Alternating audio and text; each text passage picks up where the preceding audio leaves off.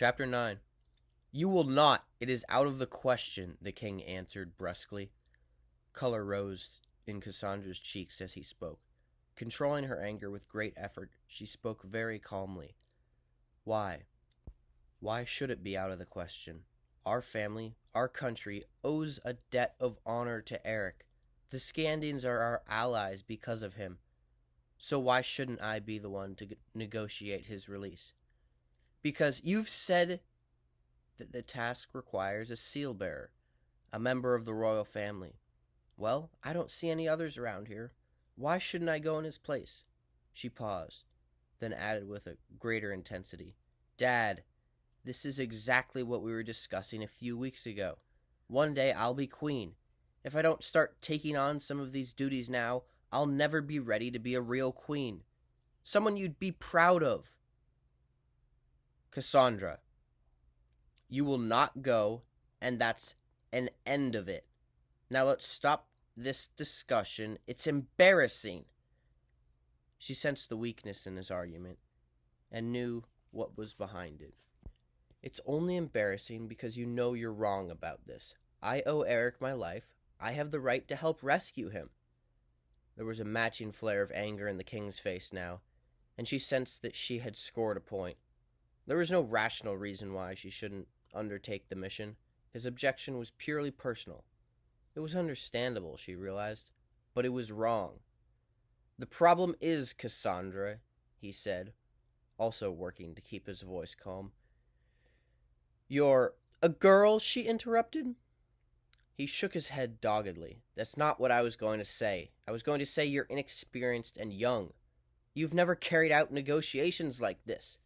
I negotiated the Scandian Treaty, she shot back, and he shook his head like a clumsy bear frustrated by a small dog nipping at its heels.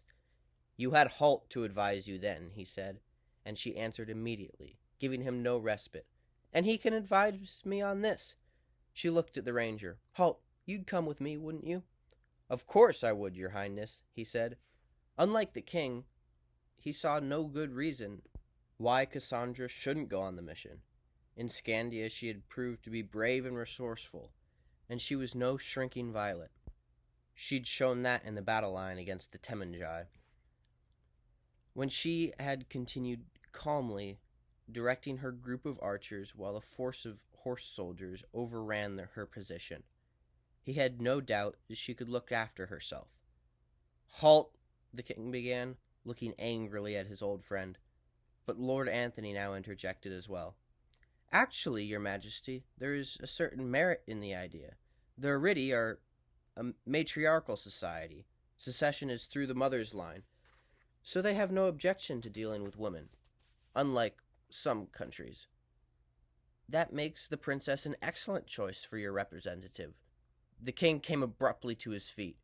The heavy, high-backed chair he had been sitting in teetered for a moment on its back legs with the force of his movement.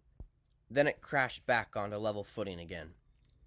I will thank you all to stay out of this, he said, in an overloud voice. This is a family matter. It is between my daughter and myself, and it is of no concern to any of you.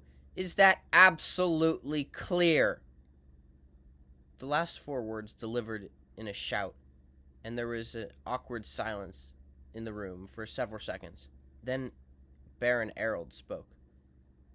No, your majesty, I think you're wrong, he said firmly. The king's furious gaze swung to him, and he met it unflinchingly. Baron Erold, this does not concern you. Do you understand? Erold shook his head. No, sir, I don't. On the contrary, it does concern me. It concerns all of us. I am the king, Baron Erold, and I say this is a matter of private affairs. Will watched Baron Erold in some awe. He had seen the burly knight's courage in battle several times, but this was something different. It was far greater from courage, the moral courage to speak out when your conscience told you to do so. And those two statements contradict each other, your majesty. Because you are king, this matter cannot be private. because what concerns you and your family concerns the country. In the past, you have valued my advice. Well, I don't value it now, the king snapped. Harold shrugged. If you only valued my advice when I agree with you, you don't value it all, he said bluntly. The king flinched as if Harold had struck him. He realized the other man was right. But still, Harold, you don't understand. You don't have children. She's my daughter, and this would be a dangerous journey. Cassandra snorted derisively, and Harold glanced quickly at her to silence her, then spread his hands in understanding. Granted, your majesty, just as it was dangerous when you led the army against Mulgareth. Just as it was dangerous when Rodney and I fought the Kalkara. This is the price we pay for our privileged rank.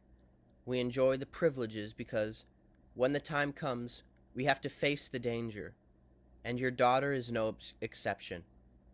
She knew that when she and Will destroyed Mulgareth's bridge and allowed themselves to be captured. The king was a relatively young man, but at the mention of that terrible time, his face seemed to grow haggard old. That had been the worst time of his life, he thought. He sat down slowly. Harold softened his tone a little. Your Majesty, you're right, I have no children, so I can't fully understand how you feel. But your daughter is also right. She will be queen one day, and she wants to rule in the fashion you've set. There is risk in all of this, but Cassandra is willing to take it, and so must you be. King Duncan looked up, swept his gaze around the room. Cassandra, he saw, was defiant as ever. Baron Harold's face was set and determined. Holt and Crowley's faces were inscrutable in the shadows of their cowls. The two younger men were both a little wide-eyed, obviously uncomfortable at the emotions that had been bared in the room. There was a hint of admiration in Will's eyes. However, as he continued to stare at the Baron, Rodney was nodding in agreement with Harold's statement. While Gillen made a show of studying his nails, Anthony's face was apologetic, but determined. Alice was obviously trying to mask her feelings, but it was clear that she shared the boy's discomfort. Pauline, alone, was composed and calm. There was no sign of agreement in her expression. Duncan sensed a possible ally. Gentlemen, Cassandra, Alice, I wonder, would you mind giving me a few moments alone with Lady Pauline? He said. There was a muttered acknowledgement of his request, and then the 10 other people filed out of the room, leaving the king and the courier alone. As the door closed behind Will, the last to leave the room, Duncan turned to the tall woman sitting opposite. What am I to do, Pauline? How can I talk sense into them? You have to help me with this. He did his best to maintain a reasonable, non-argumentative tone. Your Majesty, Lady Pauline replied evenly. If this is why you've asked me to remain, you might as well send me away with the others. I agree with Harold. You're wrong on this. But she's just a girl, he began. So is Alice. Yet I've already sent her on several quite dangerous missions. Is your daughter any more valuable than my assistant? She's the crown princess, he said angrily, and Pauline raised an eyebrow. And as much? She has a greater duty to the country than a mere orphan like Alice. The Baron is right. Those of us who enjoy great privilege have the greater duty, and Cassandra's privilege is second only to yours. Duncan stood and began to pace around the room. Pauline remained sitting, but followed him with her eyes. When you appointed me to the high position of the diplomatic service, did you hesitate because of my gender? Of course not, he replied. You were the best person for the job. She nodded in acknowledgement of the compliment. You are the first ruler to accept a woman in position of responsibility, without regard for the fact that they are women, and without worrying that your decision might place them in danger from time to time. I value ability above all else, he said, man or woman. She spread her hands in a small, there you have it gesture. Then value it in your daughter, she said. She is an exceptional young woman, and she's not one to sit simpering by the fire while the menfolk do all the dangerous work. She's proved that already. She's already done more, seen more than most men will manage in their entire lives. The girl has a taste for adventure, and you won't break that of her. Personally, when I see the character and courage of a person who will succeed you, I thank the good Lord. You're a good king, your majesty, and she'll be a good queen.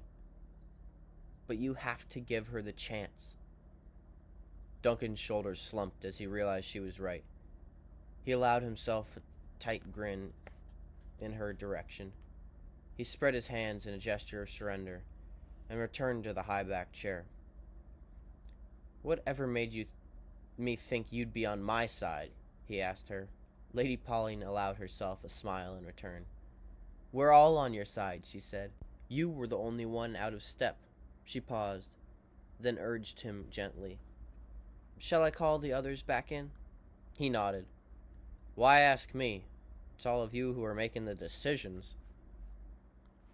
The group filed back into the room, taking their former positions around the desk. They cast curious glances at Pauline, trying to gauge what had passed, why they'd been waiting in the anteroom outside. But the diplomat was skilled at hiding her feelings and gave them no hint to what had been decided. Duncan sat, his elbows on the table, his head in his hands, while he marshaled his thoughts. When the visual shuffling and moving and settling into seats was done, he looked up at the group surrounding him. "Very well," he said at length. "I've decided. Cassandra will carry out negotiations with the Aridi." There was a quick intake of breath from his daughter. Then she hurriedly rearranged her features, on the chance that it might change his mind. He glanced at her and nodded, then fixed his gaze straight in front of him again. "Halt! You will go with her as her chief advisor. Help her in the negotiations and protect her." "Yes, sir," Halt said impassively. "Will, you'll go too, of course," the king said. "You've kept her safe before. Do it again." "Yes, sir," Will said, grinning broadly. He had assumed that he would accompany his mentor, but one never knew. Then it got even better. "Horace, just in case you can't manage it between them, you're going as Cassandra's personal bodyguard, understand?" "Yes, your majesty," Horace said, and he and Will exchanged grins. Will mouthed the words, "like old times," and Horace nodded. Cassandra beamed at the two of them and moved a little closer. Off to one side, a frown touched Alex's face. "Right. Now, addition to the three of you, I'll want to send a reasonable force as well. Say 20 armed men from the Royal Guard." The king paused as Halt raised his hand to interject. "Yes, sir." "We won't need them," he began. The king interrupted him. "This is a matter of your ego, Halt. I am not happy about sending my daughter on the mission in the first place, and I do insist you need an adequate force to protect her. The 3 aren't enough in my estimation." "I agree, your majesty, but you're forgetting that we'll have 30 fully armed Scandians with us as well. They're the best fighting men in the world." Horace couldn't stop himself.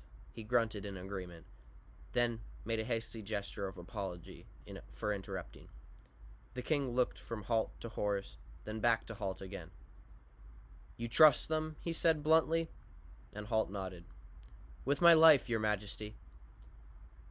Duncan fingered his chin thoughtfully. "It's not your life I'm worried about."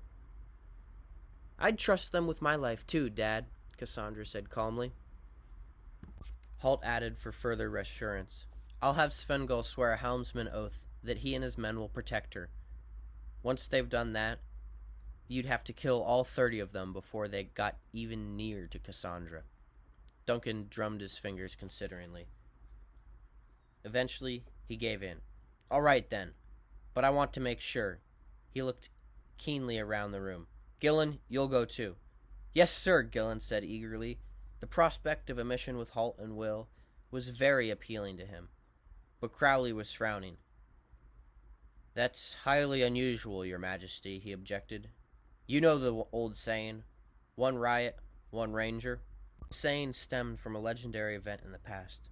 A minor fief had risen up against the cruel and evasive lord, with hundreds of people surrounding the manor house, threatening to burn it down to the ground.